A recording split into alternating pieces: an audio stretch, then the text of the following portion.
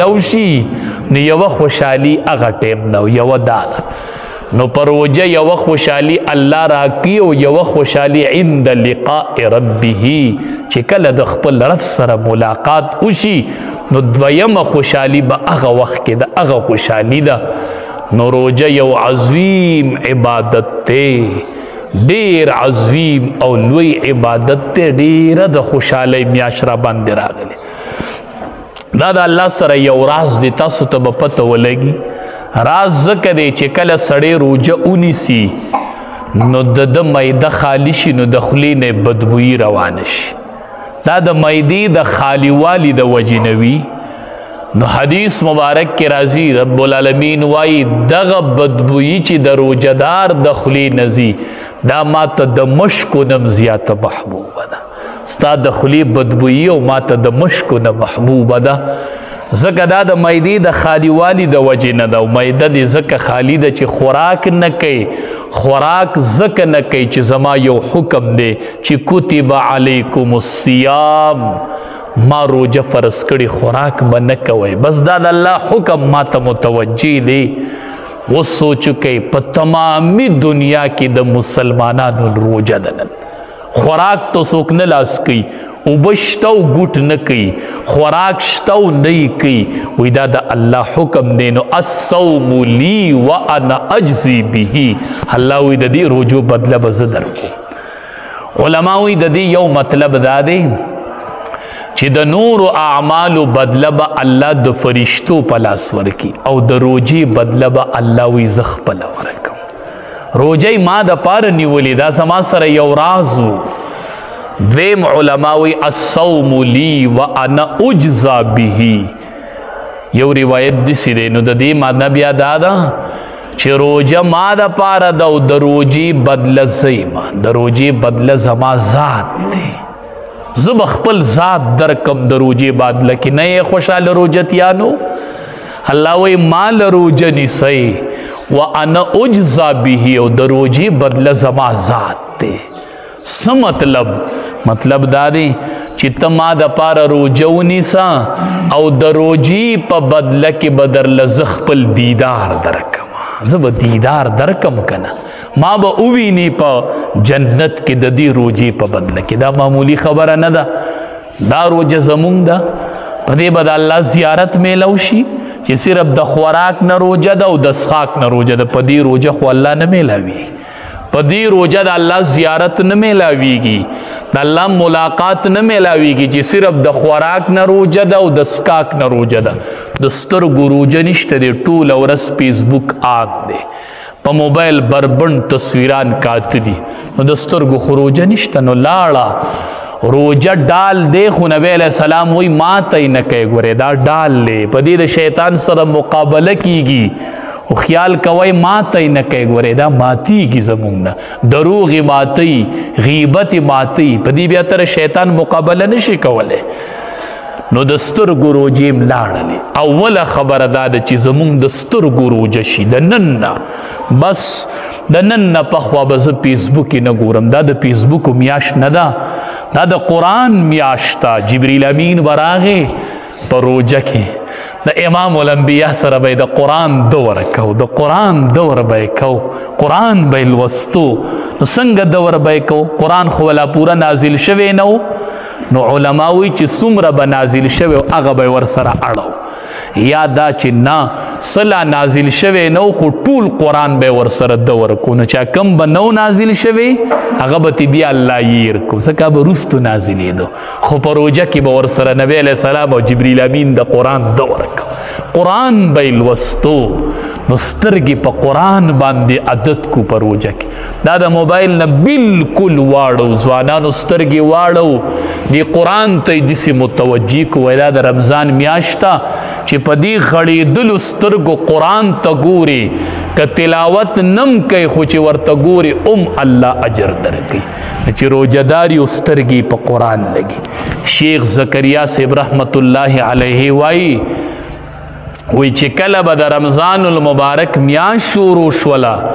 زمونږ د کور زنانو به هرې زنانه به د کور د کار سره سره 1514 سپاری د قرآن کریم تلاوت کو د ورځې په یوه ورځ کې ډوډۍ پخی 15 پاری د قرآن تلاوت کوي پېشمني له تیارې کوي 15 سپاری د قرآن تلاوت کوي زنانه اوس څه شولې هغه زنانه څه شولې چې داسې زنانه سړي له روژه ماتې تیاري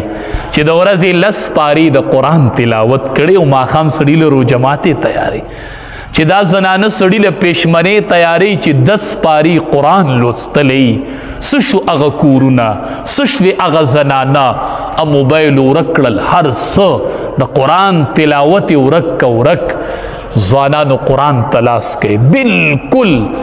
د موبایل او فیسبوکونه او یوټیوبونه احتراز وکړي قرآن تلاس کوي دا د قرآن میاشت دا د قرآن میاشت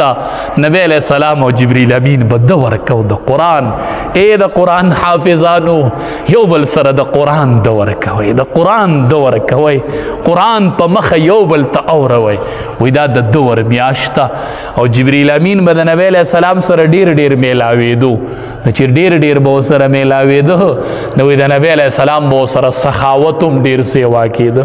حدیث مبارک کې راځي وی نبی علیہ السلام به په روژه کې دومره سخي شو دومره لکه دا تیزه هوا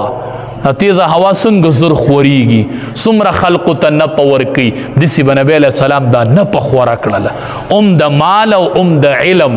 په دواړو کې به یې داسې سخاوت وکړو د روژې میاشت د سخاوت میاشته دا د قرآن میاشته دا د غریبانانو د تپوس میاشته دې کې سخاوت سیوا کوي دې کې د قرآن تلاوت سیوا کوي دې کې به قرآن لولو ځوانانو ښکلې ټوپۍ په سر کې او قرآنونو ته لاس کوي چې مونځ کېږي کښېنئ قرآن ته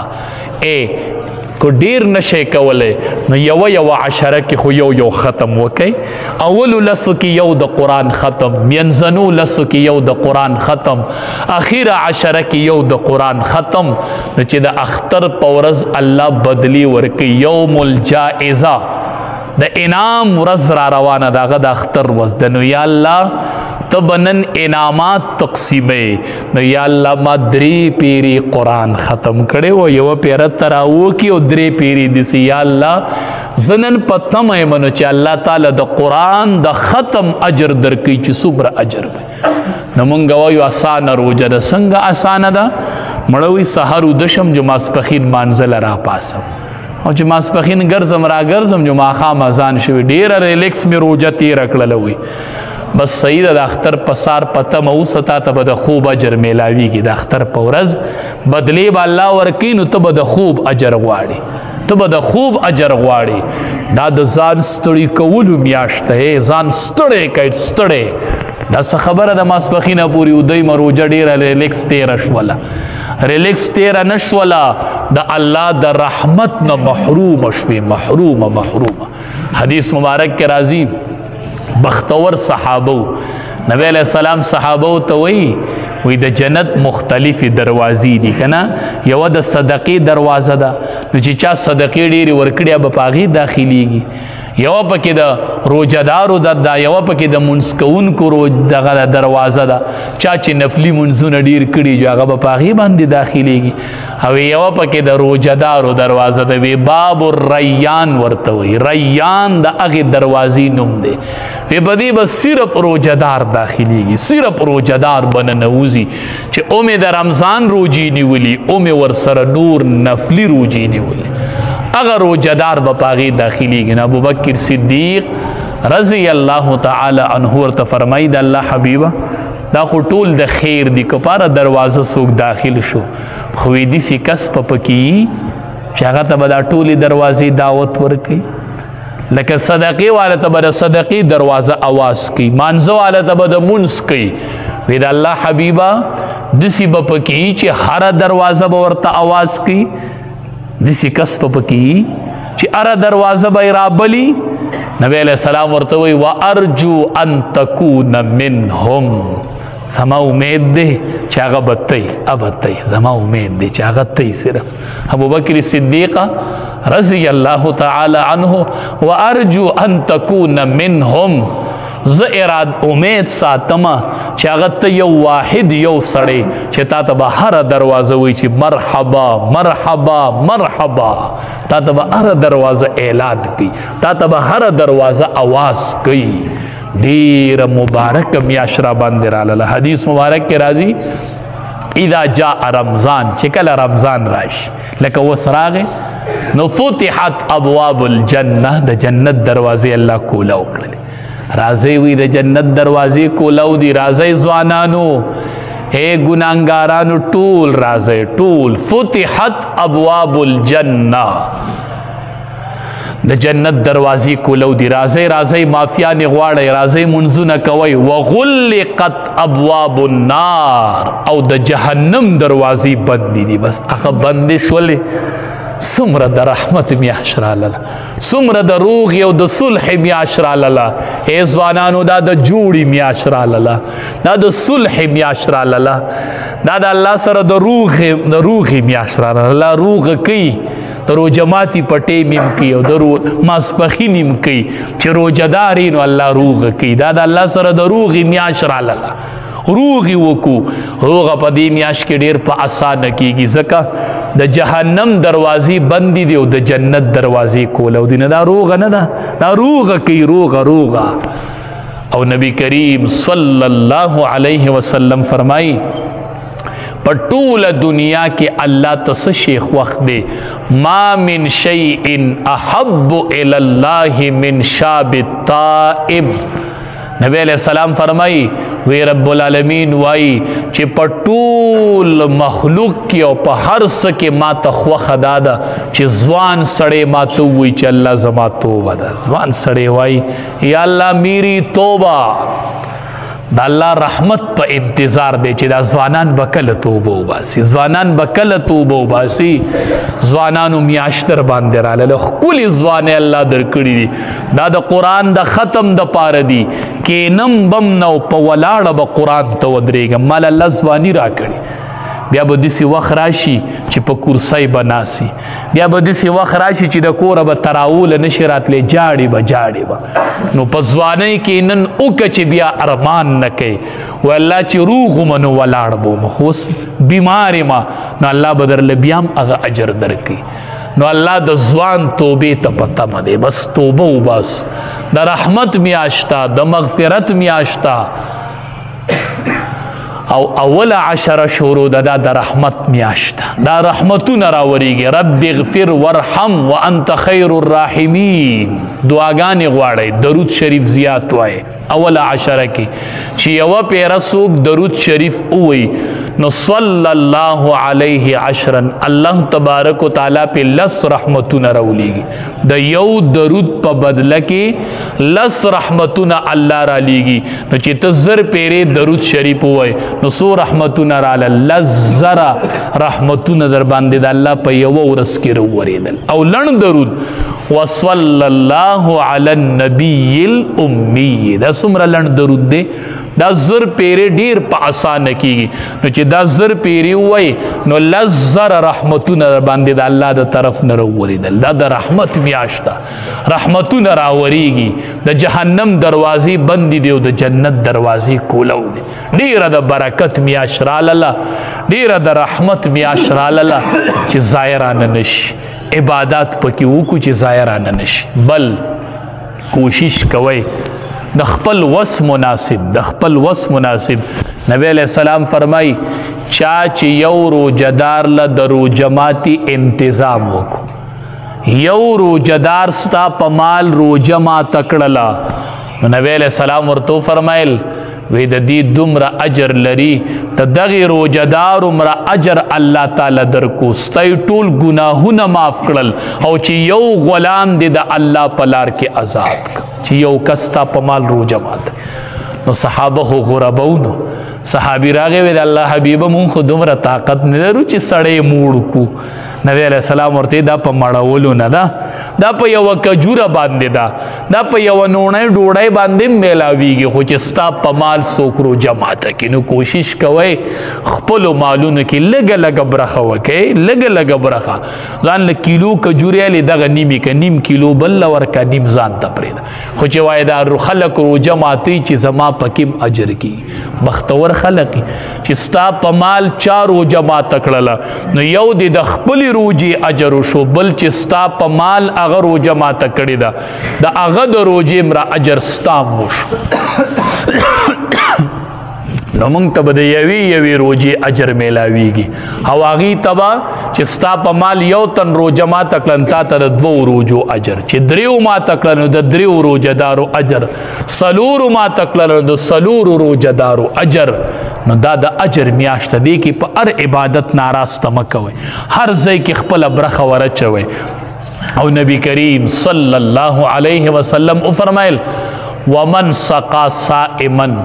سقاه الله من حوض شربتا لا يظمأ حتى يدخل الجنه. نبی علیہ السلام فرمایل وی ومن سقا صائما، چا چې په یو روژهدار باندې اوبه وڅکولې، په یو روژهدار د روژه ماتي په ټیم کې اوبه وڅکولې، د روژه ماتي انتظام یې وله وکړو، هغه راولګېد روژه یې ماته کړله. دا څومره اسانه خبره ده. یوه ډبه شربت چاله واله، یوه ډبه وله واله وایي ماښام د الله د رضا دپاره چې روژه ماته یې په دې ماته وه، دا ما د ثواب په نیت اخیستې و، نور مې وس کېږي نه، دا یوه ډبه مې د وسه وه جدا مې واغستل، خو مهرباني وکړه زما په دې روژه ماته وه که نه. نو ومن سقا صائما، نبی علیہ السلام فرمایي چا چې په یو روژهدار باندې اوبه وڅکولې د روژه ماتي په ټیم کې، سقاه الله من حوض شربتا لا يظمأ حتى يدخل الجنه. وی الله به په دې سړي باندې زما د حوض نه یو ګوټ وڅکوي، یو ګوټ. ناسته چې په روژهدار باندې ګوټ وڅکوي، دې بدله کې به الله د نبی علیہ السلام د حوض نه یو ګوټ تاله درکړي، د دې ګوټ په بدله کې به د حوض ګوټ میلاویږي. او الله به ورله زما د حوض نه ګوټ ورکړي، او داسې ګوټ به لا يظمأ حتى يدخل الجنه، چې میدان محشر کې هغه ګوټ وڅکي نو چې د څو پورې جنت ته نه تللی بیا به پې تنده نه راځي. په میدان محشر کې بیا پې تنده شته نه چې زما د حوض نه ورله یو ګوټ ورکړي. د میدان محشر څومره سخته تنده، څومره سخت حالت به وي، څومره سخته تنده به وي، په هغې کې به ورله الله زما د حوض نه یو ګوټ ورکړي چې څو پورې جنت ته نه دی تللی په ده به بیا تنده نه راځي. نو دا ګوټ د روژه ماتي په ټیم کې چاله د ګوټ ورکولو په بدله کې دی. هی د یوه ورځ ووتله که نصیب کیږو نښې ورځې باقي پاتې دي، نښې ورځې دي باز چې دا روژه ختمه شي دا دغه به ختم شي، دا برکات او دا رحمتونه او دا اثرات په ختم شي، دا لږې ورځې دي. ځکه نن خبرومه چې یوم الجائزه را روانه ده د اختر په ورځ، بدلی به تقسیمیږي. بیا به وایي مولي صاحب نو خبر دا اول نه نو، مونږ خو ټوله میاشت په موبایل کې تېره کړه، مونږ خو ټوله میاشت په خوب کې تېره کړه، مولي صاحب نو خبر. ځکه نن خبرو چې اولې ورځې دي ونښلی د قرآن دومره تلاوت وکړئ چې دا ملک در باندې وګرځي. بس لولی قرآن په مخه د قرآن ختمونه کوئ، جماعت ته راځئ. تراوو ختم هم بیګا شروع شوی دی، بیګا مونږ یوه سپاره په دې بنیاد وي که مونږ وی چاته پته نه نو چې کم ځای ختم شروع ناراسته مه کوئ،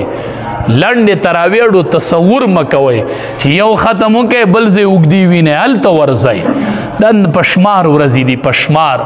29-30 ورځې دي چې لنډې تراویح پکې اډوونه کوي، د بی اوږدې ګورئ. جومات کې ختم وشي نه میلاویږي، حافظ قرآن په بیټک کې ودروه، خو وایي لنډې راله خوند نه راکوي، ماله به الله بدله راکوي د اختر په ورځ. نو چې ټولې تراویح مې اوږدې کړي چې الله یې راله اجر راکړي. نو دا د لوټ مار میاشت ده. حدیث مبارک کې راځي چې د رمضان میاشت شي د الله ر طرف نه آواز وشي، وایي سیالي کوونکي را مخامخ شئ، میدان ته شئ،